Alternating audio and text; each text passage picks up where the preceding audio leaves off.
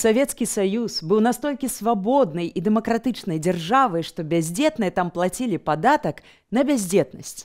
Яго ўсталявалі ў канцы 41-го года, каб жанчыны больш нараджалі салдацікаў. А калі не, тады плаці 6% ад заробку.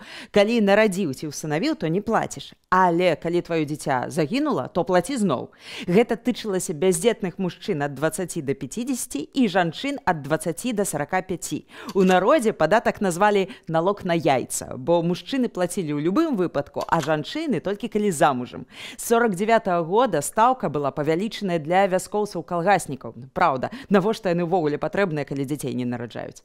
Толькі з канца 80-х была ўведзеная адтэрміноўка падатку для маладых. Ім давалі один год з моманту шлюбу, каб завесці дзіця. І так было да канца СССР. Як вам такое? Нормально? А вось такая гісторыя.